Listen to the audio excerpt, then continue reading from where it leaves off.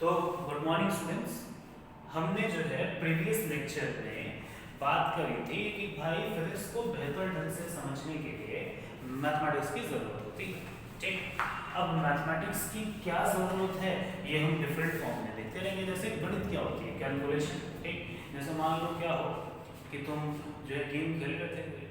ठीक, तो मान लो आप कोई गेम खेल रहे हैं, जैसे पबजी खेलते हैं आजकल बच्चे। तुमने देखा दूर दुश्मन खड़ा है, बंदूक निकाली, गोली मारी। ठीक, दूर दुश्मन खड़ा था, नहीं लगी। उसके बाद क्या करा, दूसरी बंदूक निकाली, फिर गोली मारती, लग गई। अब एक बात बताओ, जब अगली बार दुश्मन सामने आएगा तो ऐसा थोड़ा नहीं कि तुम अलग अलग बंदूक ट्राई करोगे, वही जो पुरानी वाली बंदूक जिससे गोली लग गई थी वही सीधा ट्राई करोगे। ठीक, तो तुमने क्या करा कि भाई जब किसी बंदूक से निशाना लगाया तो एक दिमाग में कैलकुलेशन करी कि हाँ इस बंदूक से सही निशाना लग सकता है। तो भाई यही फिजिक्स है।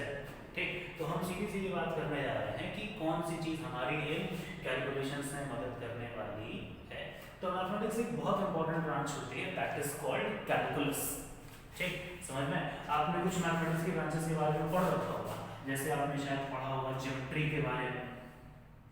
ठीक, तो जब भी कभी आपसे हम ज्योमेट्री बोलते हैं तो आपके दिमाग में समझ में आ जाता है कि भाई साहब यहाँ पे शेप्स के बारे में बात करनी है। ठीक, आपने सुना होगा ट्रिग्नोमेट्री के बारे में। तो जैसे ही कोई बोलता है ट्रिग्नोमेट्री, तुरंत समझ जाते हैं कि भाई साहब राइट एंगल ट्रायंगल पर जुड़ा हुआ डिस्कशन होगा। ठीक, ऐसे ही जब मैं बोलता हूँ कैलकुलस, तो आपके दिमाग में एक चीज सबसे पहले क्लियर हो जानी चाहिए कि भाई साहब जो कैलकुलस है वो चीजों के रेट ऑफ चेंज और उसके इफेक्ट से डील करता है। जब भी कभी आप केवल रेट ऑफ चेंज में इंटरेस्टेड होंगे, ठीक है, तो वो ब्रांच मैथमेटिक्स से कहलाएगी डिफरेंशियल कैलकुलस। और जब आप उसके इफेक्ट्स के बारे में बात करने लगेंगे, कौन से इफेक्ट हैं, इसके बारे में हम प्रीवियस लेक्चर में देख चुके हैं, आप पुराना वीडियो देख सकते हैं। ठीक है, और वैसे भी हम आगे चल के डिटेल में बात करने वाले हैं। तो वहां पर जो मैथ्स का ब्रांच चाहिए वो कहलाता है इंटीग्रल कैलकुलस। ठीक है, समझ में, इंटीग्रल कैलकुलस। देखो कैलकुलस का मतलब ये है कैलकुलेटिंग, कैलकुलेशन। ठीक है, समझ में। तो इंटीग्रल कैलकुलस। ठीक, थोड़ा सा शब्दों के मतलब पे जाऊं तो डिफरेंशियल, डिफरेंशियल का मतलब होता है अलग अलग करना। ठीक, और इंटीग्रल का मतलब होता है जोड़ना। ठीक, समझ में। तो यहाँ पर हम जनरली अलग अलग करेंगे और यहाँ पर हम उनकी टुकड़ों को क्या करेंगे, जोड़ेंगे। ठीक, अगर हम बात करेंगे किसने डिस्कवर किया था, तो दो साइंटिस्ट हैं जिन्होंने लगभग एक ही टाइम पर अलग अलग इस ब्रांच को डेवलप किया। एक साइंटिस्ट है जॉफरी लेibniz, जर्मन साइंटिस्ट, और एक साइंटिस्ट है आइजैक न्यूटन, जिन्होंने इसको क्या करा था, डेवलप करा था। चलो भाई, अब कुछ और छोटी छोटी बातें आपको याद दिलाता हूं। हम अच्छे से जानते हैं कि इस दुनिया में जो कुछ भी आप नाप सकते हैं वो फिजिकल क्वांटिटी कहलाता है। बेसिक नोटेशन है, पुरानी क्लासेस में जानते हैं। मैं हर जगह फिजिकल क्वांटिटी बोलता हूँ। टाइम फिजिकल क्वांटिटी है, लेंथ फिजिकल क्वांटिटी है। ठीक, तो भाई दुनिया में कुछ ऐसी फिजिकल क्वांटिटीज हैं जो नहीं बदलती हूँ, जैसे इस पेन की हाइट नहीं बदलेगी। ठीक, लेकिन कुछ ऐसी फिजिकल क्वांटिटीज हैं जो बदल सकती है, जैसे मेरी हाइट बदल सकती है। तो हर वो फिजिकल क्वांटिटी जो बदल फिक्स्ड रहे, जो क्या रहे, फिक्स्ड रहे। सर डेफिनेशन नहीं, जो फिक्स रहे उसको हम बोलते हैं कांस्टेंट। उसको हम क्या बोलते हैं, कांस्टेंट। और जो बदल जाए, which can change, वो कहलाता है वेरिएबल। वो कहलाता है वेरिएबल। ठीक, समझ। तो एक एक पल को जल्दी से अपने दिमाग में क्लियर कर ले, कौन बदलेगा, वेरिएबल बदलेगा। ठीक है, तो जब भी कभी हम कैलकुलस की बात करेंगे तो हमारे लिए कौन इंपॉर्टेंट होगा, वेरिएबल से इंपॉर्टेंट होंगे। मैंने आपको दो और बातें बताई थी वेरिएबल से जुड़ी हुई। ठीक है, मैंने आपको दो बातें और बताई थी वेरिएबल से जुड़ी हुई। कौन कौन सी, जल्दी से देख लें। पहला वेरिएबल मैंने कहा था इंडिपेंडेंट वेरिएबल। पहला वेरिएबल मैंने कहा था इंडिपेंडेंट वेरिएबल, वेरिएबल पूरा लिखेंगे। और दूसरा वेरिएबल मैंने कहा था डिपेंडेंट वेरिएबल। क्या कहा था, डिपेंडेंट वेरिएबल। ठीक, अब इंडिपेंडेंट वेरिएबल के नीचे बस एक छोटा सा पॉइंट शॉर्ट में नोट कर लें। ठीक है, इंडिपेंडेंट का मतलब जो किसी पर डिपेंडेंट ना हो। ठीक है, तो बहुत समझ लें कि इनका बदलना किसी पर भी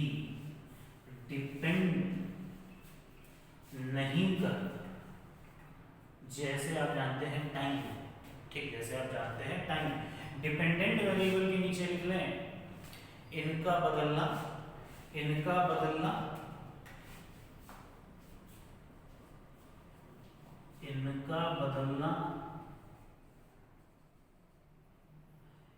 इंडिपेंडेंट वेरिएबल पर डिपेंड करता है। ठीक, प्रॉपर्ली ढंग से लिख लें शॉर्ट में, यही बातें हमने पिछले टर्म पे करी थी। ठीक, समझ में आई बात? चलिए अब हम आज इसी डिस्कशन को आगे बढ़ाते हैं। ये प्रीवियस क्लास में हमने बातें करी। ठीक, चलिए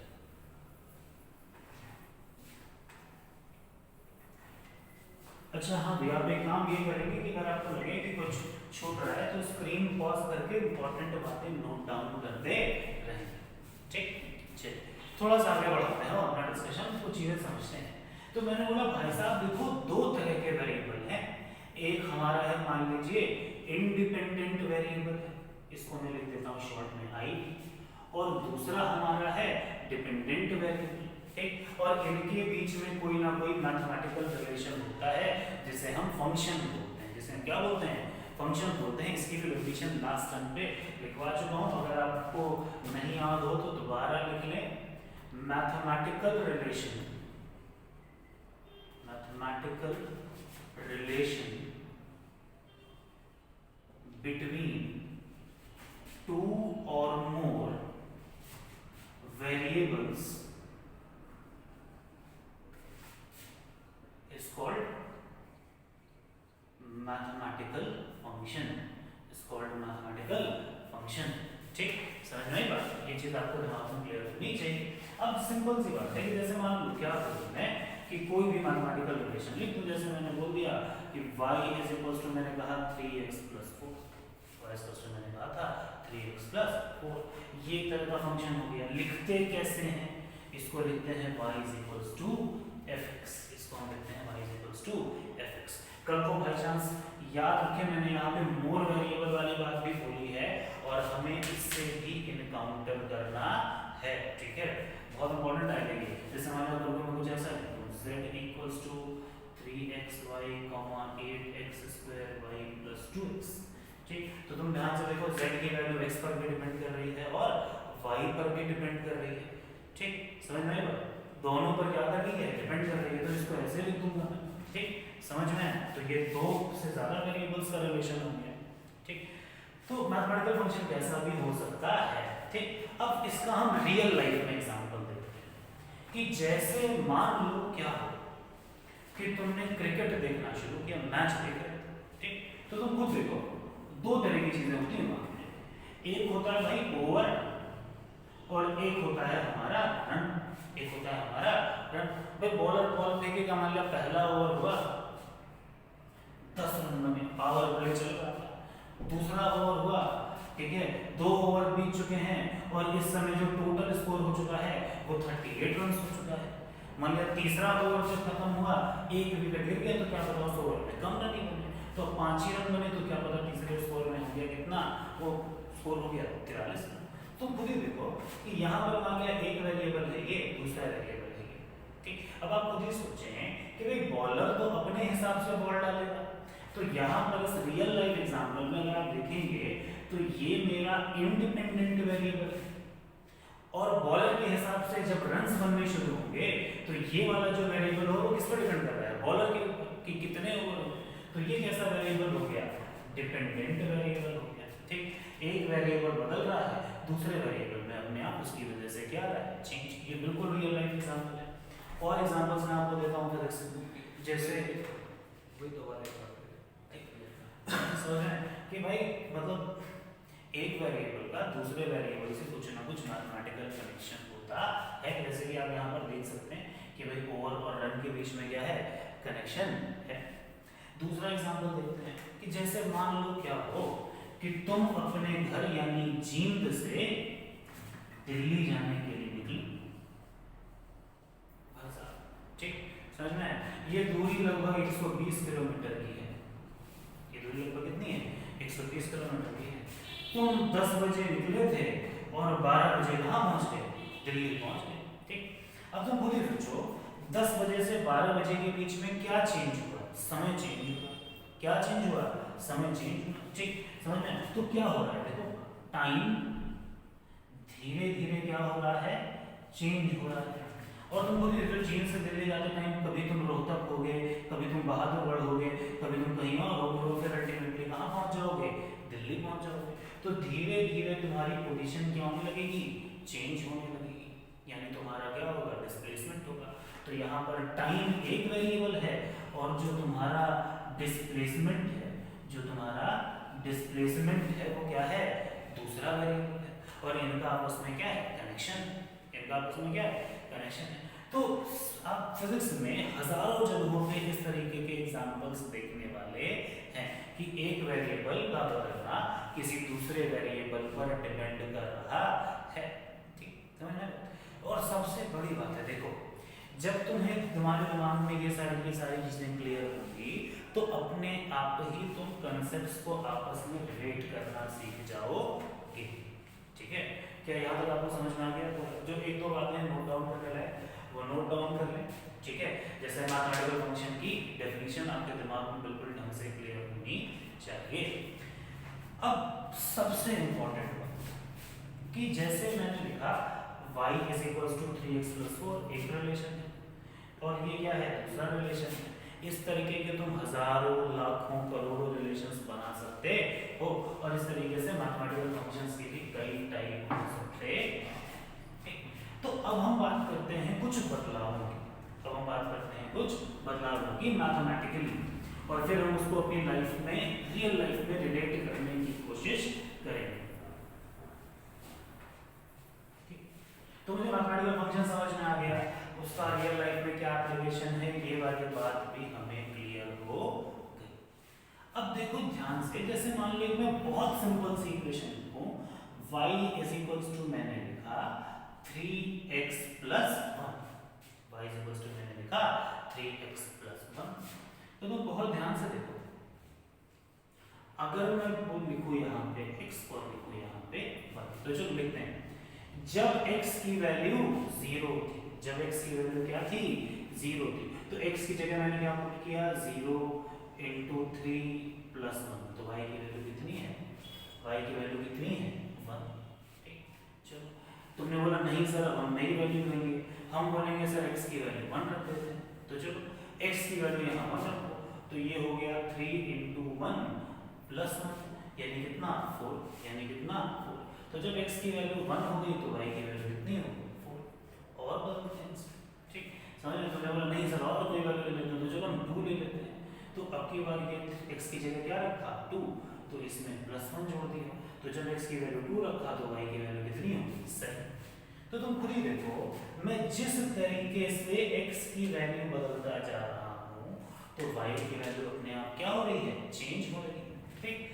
अब इसी बात को हम जनरलाइज कर देते हैं, ठीक। जैसे मैंने ये एक मैथमेटिकल रिलेशन लिखा है, तो मान लो मैं कोई भी जनरल मैथमेटिकल इक्वेशन लिख दूं कि मान लिया भाई साहब ये एक मैथमेटिकल रिलेशन है y = fx, तो अगर मैं x की वैल्यू को चेंज करता जाऊंगा तो y की वैल्यू में भी क्या होगा, चेंज मिलना शुरू हो जाएगा।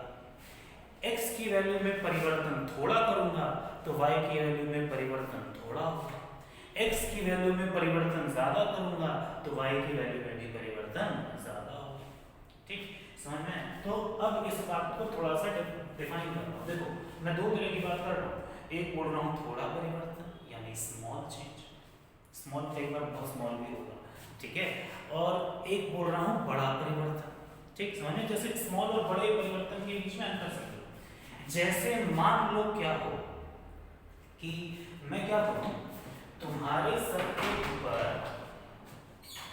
ये डस्टर रख दूं, तुम्हारे सर के ऊपर क्या कर दूं, ये डस्टर रख दूं, तो तुम डस्टर का वजन फील करने लगोगे, तो क्या बोलोगे, सर हमारे वजन में एक परिवर्तन हो गया, और क्योंकि ये परिवर्तन फील हो रहा है तो ये लार्ज कंसिडरेबल चेंज है। लेकिन मैं क्या करूं कि डस्टर की जगह तुम्हारे हाथ के ऊपर, तुम्हारे हाथ के ऊपर ये छोटा सा कागज रख दूं तो तुम्हें चेंज फील होगा, दूसरा कागज रखूं, दूसरा कागज रखूं तो क्या पता कोई चेंज महसूस ना हो। ऐसा नहीं कि तुम्हारे ऊपर मास नहीं पड़ा है, लेकिन ये चेंज इतना स्मॉल है कि ये आपको फील नहीं हो रहा। ठीक, इसी बात को जब हम मैथमेटिकली डिफाइन करते हैं तो कहते हैं कि अगर कोई चेंज बहुत छोटा है, बहुत छोटा मतलब जीरो के कंपैरेबल है, बहुत छोटा मतलब जीरो के कंपैरेबल है, तो उसको कहेंगे डिफरेंशियल चेंज। उसको क्या कहेंगे? Differential change. तो बहुत छोटा चेंज, बहुत छोटा चेंज, छोटा मतलब कितना छोटा? जीरो के कंपैरेबल, जीरो के कंपैरेबल। ठीक है, समझे? बहुत छोटा चेंज मतलब जीरो के कंपैरेबल चेंज को हम आगे से डिफरेंशियल चेंज बोलेंगे। क्या बोलेंगे? डिफरेंशियल चेंज बोलेंगे। समझ में आया? और अगर बाई चांस कोई कंसिडरेबल चेंज है तो वो तो चेंज हम जानते ही हैं, उसको बहुत ज़्यादा सोचने की जरूरत नहीं है। ठीक, हमारे लिए ये छोटे छोटे परिवर्तन बहुत इंपॉर्टेंट होते हैं। ठीक, अच्छा तुम पूछोगे सर क्यों इंपॉर्टेंट है? ठीक, तो तुम समझो ध्यान से, है क्या कि इस दुनिया में चीजें लगातार बदलती हैं। बचपन से लेकर के आज तक इस दुनिया में हर सेकंड में मेरी हाइट में कोई ना कोई परिवर्तन हुआ है। ठीक, तो ये लगातार होने वाला चेंज है। समझ नहीं बात? ठीक है, आपके विचारों में, आपकी बातचीत में ये जो चेंज है वो कंटिन्यूअस हुआ है। ऐसा थोड़ी कि मंडे को मैं ज्यादा लंबा हुआ और वेडनेसडे को कम लंबा हुआ या बढ़ा ही नहीं। ठीक, तो जब भी कभी आप इस दुनिया में चेंजेस को देखेंगे तो वो कंटिन्यूअस चेंजेस है। वो कहते चेंजेस है कंटिन्यूअस चेंजेस, और कंटिन्यूअस चेंजेस को समझने के लिए ही हमें छोटे छोटे परिवर्तनों की स्टडी करनी पड़ती है।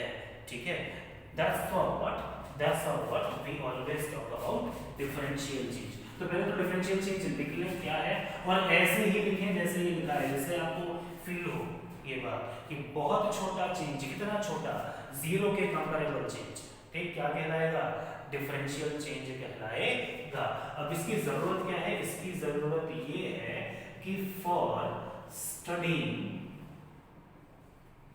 कंटिन्यूअस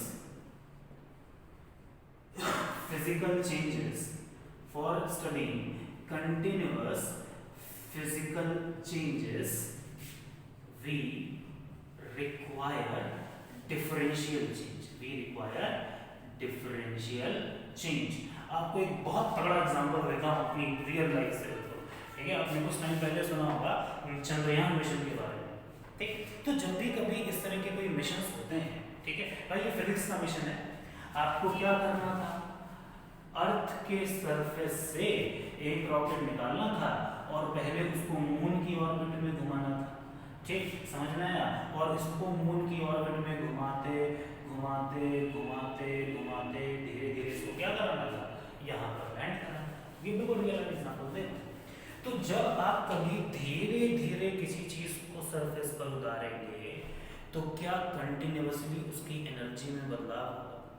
ठीक, और जब उसकी एनर्जी में बदलाव, देखो ये मार्केट नीचे गिरा, एनर्जी में क्या होगा? बदलाव होगा। तुम समझो कि ये छोटा सा मार्कर जब कम ऊंचाई से गिर रहा है तो कितनी एनर्जी होगी? वो उतना भारी सैटेलाइट जब मून के सरफेस की तरफ बढ़ रहा होगा तो कितनी तेज बढ़ रहा होगा? तो हमें पहले से कैलकुलेशन करनी पड़ती है कि इसकी एनर्जी में किस तरीके से परिवर्तन होगा, तभी तो हम इसकी रफ्तार को कंट्रोल कर पाएंगे। ठीक, और इसीलिए हमें ये डिफरेंशियल चेंजेस को समझना पड़ेगा। और आपको जान के अजीब लगे कि भाई जब भी कभी इस तरीके के बड़े बड़े मिशन प्लान होते हैं तो वहाँ पर पूरी एक टीम होती है मैथमेटिशियंस की, जो ये बड़ी बड़ी इक्वेशंस और एनर्जी वाली चीज़ों को, रेट ऑफ चेंज को समझती है और साइंटिस्ट को डेटा देती है। ठीक, तो आपको खुद समझ आ रहा होगा ये चेंजेस की स्टडी कितनी ज़्यादा इंपॉर्टेंट है हमारे लिए। ठीक, तो क्या डिफरेंशियल चेंज समझ में? मैं एक बार फिर से डेफिनेशन बोलता हूँ आपको। ठीक है, कि a very small change, कितना small? comparable to zero change is known as differential change। पहला पॉइंट, क्या जरूरत है इसकी? It is used for studying continuous physical changes in our nature। Nature में मौजूद लगातार जो चेंजेस हो रहे हैं, जब आप इनकी स्टडी करते हैं, ठीक है, तो फिर आपको किसकी जरूरत पड़ती है? डिफरेंशियल चेंजेस की स्टडी। अब हम थोड़ा सा आगे बढ़ते हैं अपना डिस्कशन, ठीक, ये बात समझ में आ गई? चलिए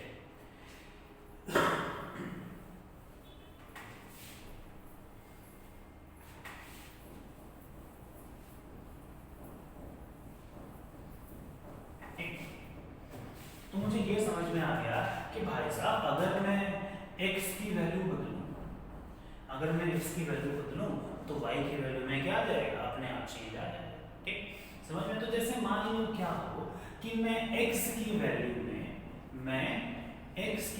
में चेंज ला रहा हूं डेल्टा x का, कितने का चेंज ला रहा हूं, डेल्टा x का चेंज ला रहा हूं। तो इसका मतलब ये है कि x की वैल्यू बदल के कितनी हो गई, x प्लस डेल्टा x, कितनी बदल गई होगी, x प्लस डेल्टा x। बिल्कुल कॉमन सी बात है, कोई रॉकेट साइंस नहीं है, बिल्कुल लॉजिकल बात कर रहा हूं मैं आपसे, ठीक, कि भाई साहब अगर मैं x की वैल्यू में डेल्टा x का चेंज ले आऊं, ठीक है, तो x की वैल्यू कितनी हो जाएगी, नहीं, x प्लस डेल्टा x हो जाएगा, ठीक। ऐसे ही सोचो अगर x की वैल्यू में मैं बोल दूं डेल्टा x का चेंज है, ठीक, तो y की वैल्यू में भी कितना चेंज आ जाएगा, डेल्टा y का चेंज आ जाएगा, ठीक, समझ में आई बात?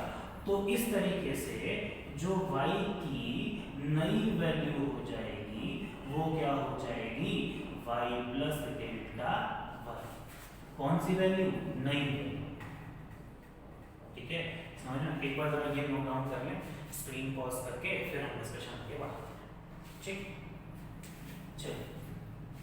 तो मुझे ये समझ में आ गया, जल्दी से बोल दूं अगर आप x की वैल्यू में डेल्टा x का चेंज करें, ठीक, सर में, ठीक, सर में x की वैल्यू में डेल्टा x का क्या लाएं, चेंज लाएं, ठीक, सर में, ठीक, तो x की नई वैल्यू हो जाएगी x plus delta x, y की वैल्यू में डेल्टा y का चेंज लाएं तो y की नई वैल्यू हो जाएगी y प्लस डेल्टा y, ठीक।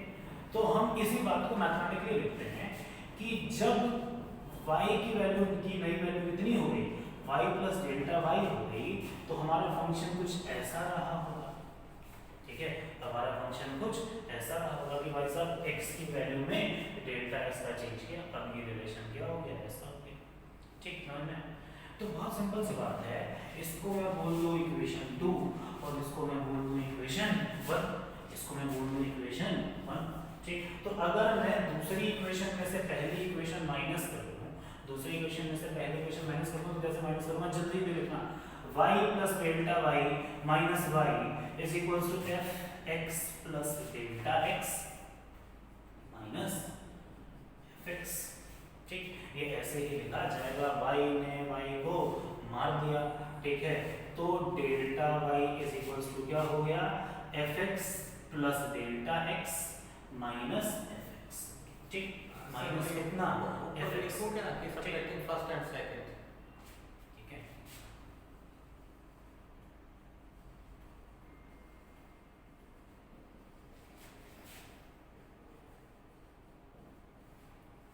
ठीक, समझ में? चलो इस बात को थोड़ा सा ढंग से समझते हैं एक एग्जांपल, ठीक, जैसे हम बोल, ठीक, बिल्कुल अपनी मनी में जल्दी जल्दी जवाब देते रहना मेरी छोटी छोटी बातों को जो मैं तुमसे पूछूं, ठीक, जैसे तुमसे बोल, ध्यान से सुनो, मैंने इक्वेशन लिखी है y is equals to 3x या y is equals to 2x, ठीक, समझ में? भाई साहब जल्दी से देखते हैं, एक चार्ट बनाते थे, जब x की वैल्यू 0 थी तो y की वैल्यू 0 थी, ठीक, जब x की वैल्यू 1 हो गई तो y की वैल्यू 2, जब x की वैल्यू कितनी हो गई 2 हो गई तो y की वैल्यू कितनी हो गई 4, इस तरह का एक चार्ट है। उंगली के जल्दी जल्दी आप जवाब देना अपने मन में सवालों का। चलो पहली चीज ध्यान से सुनना, अगर मैं बोलूं ध्यान से कि x की वैल्यू 0 से 1 हुई, x की वैल्यू 0 से 1 हुई, तो x की वैल्यू में कितना चेंज आया, 1 का चेंज आया, कितना चेंज आया, 1 का चेंज आया, तो y की वैल्यू में कितना चेंज आया, y की वैल्यू में कितना चेंज आया, 2 माइनस 0 यानी कितना 2, यानी चेंज कैसे निकालते हैं, बाद वाले वैल्यू में से पहले वाले वैल्यू माइनस कर देते हैं, खत्म, आपको कुछ भी ज्यादा समझने की जरूरत नहीं है, ठीक, हमेशा बाद वाले में से पहले वाला, बाद वाले में से पहले वाला वैल्यू माइनस कर दो, खत्म, ठीक। तो मैंने यही किया है, बाद वाली वैल्यू में से पहले वाली वैल्यू क्या कर दी, माइनस कर दी, खट से माइनस कर दिया, खत्म, ठीक। अब एक बात कहते हैं रेट ऑफ चेंज के बारे में। देखो रेट कैसे निकालते हैं, किसी भी चीज का रेट कैसे निकालते हैं। ठीक, समझ में? चलिए, जैसे मान लो तुम दुकान पे खरीदने गए आलू, ठीक, तुम आलू खरीदने गए, दुकानदार ने बोला भाई साहब देखिए 100 रुपए में 10 किलो आलू मिलेंगे, 100 रुपए में 10 किलो आलू मिलेंगे। ठीक, तो तुमसे पूछो आलू का रेट क्या है, मतलब कितने रुपए किलो आलू है, तो तुम क्या बोलोगे? 100 को किससे डिवाइड कर दोगे? 10 से। 100 को किससे डिवाइड कर दोगे? 10 से। तो मान लो मैं बोल दूं कि ये वैल्यू है डेल्टा वाई और ये वैल्यू है डेल्टा एक्स, ये वैल्यू है डेल्टा एक्स। तो जब भी कभी रेट निकालना हो, जब भी कभी क्या निकालना हो, रेट निकालना हो, तो कैसे निकालते हैं? y की वैल्यू को किससे डिवाइड कर देते हैं? x की वैल्यू से डिवाइड कर देते हैं। ठीक, समझ में आई बात? तो जब भी कभी मैं तुमसे बोलूं किसी भी चीज का rate of change of y with respect to x लिखा जाए, जब भी कभी क्या लिखा जाए? Rate of change of y with respect to x लिखा जाए, तो क्या करोगे? y की वैल्यू में हुआ परिवर्तन को किससे डिवाइड कर दो? x की वैल्यू में हुए परिवर्तन से। समझ में आएगा? ठीक, समझ में आया? ठीक, अगर आपको वहां क्लियरली दिख रहा हो तो कैसे डिफाइन करते हैं फिर से सुनिए। जब भी कभी rate of change of y with respect to x define करना होगा तो कैसे डिफाइन करेंगे? इधर देख लो, y की वैल्यू में हुए परिवर्तन को x की वैल्यू में हुए परिवर्तन से क्या कर देंगे? माइनस कर देंगे। क्या कर देंगे? माइनस, सॉरी डिवाइड कर देंगे। ठीक, समझ में आई बात? ठीक, अच्छा y की वैल्यू में हुआ चेंज मैंने कहा है, बाद वाली वैल्यू यानी फाइनल वैल्यू में से पहले वाली वैल्यू माइनस कर दो, तो ये y की वैल्यू में हुआ चेंज। क्लास 9 में आपने पढ़ा होगा final value, initial value, initial मतलब पहले वाला। ठीक, उसको किससे डिवाइड कर दो? Change in value of x से, यानी x final minus x initial. इस तरीके से हम रेट ऑफ चेंज डिफाइन करते हैं। ठीक, समझ में आई? तो यहाँ पर भी हम वही बात करेंगे, लेकिन पहले कुछ और बातें समझते हैं, पुरानी बातें। ठीक, अब जैसे मान लो समस्या क्या होगी जीवन में, सुनना। पुराना एग्जांपल लेता हूँ फिजिक्स से, बढ़िया जबरदस्त। मैं तुमसे बोलूं कि भाई साहब तुम जींद से गए दिल्ली, 120 किलोमीटर की दूरी है। ठीक, 10 बजे जर्नी शुरू करी थी, 12 बजे पहुंचे। मैं तुमसे पूछूं कि बताओ स्पीड क्या है, मैं तुमसे पूछूं बताओ स्पीड क्या है, तो सर देखिए आसान है, हमने 120 किलोमीटर की दूरी ट्रेवल करी है, यानी 120, और 10 बजे से 12 बजे के बीच में 12 माइनस 10 यानी 2 घंटे भी बीत चुके हैं। तो मेरी रफ्तार कितनी आ गई? 60 किलोमीटर पर आवर। अगर तुम बहुत ध्यान से देखो तो ये यही लिखा हुआ है, change in value of y divided by change in value of x। भाई यही हुआ रेट ऑफ चेंज। ठीक, तुमने बता दिया 60 किलोमीटर पर आवर। लेकिन अगर मैं तुमसे बोलूं पूरी ईमानदारी से कि बताओ 11 बजे क्या तुम्हारी स्पीड 60 किलोमीटर रही होगी? 11:30 बजे क्या 60 किलोमीटर रही होगी? अगर आप अपनी गाड़ी की स्पीडोमीटर को देखें ध्यान से तो तुम देखोगे क्या पता 10:30 बजे तुम ट्रैफिक में, तुम्हारी स्पीडोमीटर क्या पता 60 की जगह 40 बता रहा हो, और क्या पता 12 बजे के आसपास तुम हाईवे पे थे कहीं, ठीक, तो तुम्हारी गाड़ी 120 की रफ्तार से चल रही है। यानी कि सोचो 10 बजे से 12 बजे के बीच में कोई गारंटी नहीं है कि तुम्हारी स्पीड कितनी रहे, 60 किलोमीटर पर आवर रहे। तो ऐसे ही होता है रेट ऑफ चेंज के साथ। कोई जरूरी नहीं कि चीजों का रेट ऑफ चेंज हमेशा क्या रहे, फिक्स रहे। चीजों का रेट ऑफ चेंज हमेशा क्या रहे, फिक्स। तो अब रेट ऑफ चेंज देखो 2 तरह का होगा, ठीक है। एक कहलाएगा एवरेज रेट, ये जो तुमने निकाला, ये जो तुमने निकाला, ठीक। और अगर मैं तुमसे बोल दूं ठीक 10:30 बजे कितनी रफ्तार थी, ठीक 11 बजे कितनी रफ्तार थी, ठीक 12 बजे कितनी रफ्तार थी, तो वो कहलाता है इंस्टेंटेनियस रेट। वो क्या कहलाता है, इंस्टेंटेनियस रेट, ठीक है। समझ में आई बात? ये आपने नोट डाउन कर लिया होगा, ठीक। तो बहुत सिंपल सी बात है कि भाई साहब जो रेट ऑफ चेंज हुआ, जो रेट ऑफ चेंज हुआ वो दो तरह का है। कैसा रेट? Average rate. कैसा रेट? Average rate. ठीक, समझ में आई बात? और दूसरा कौन सा रेट? Instantaneous rate.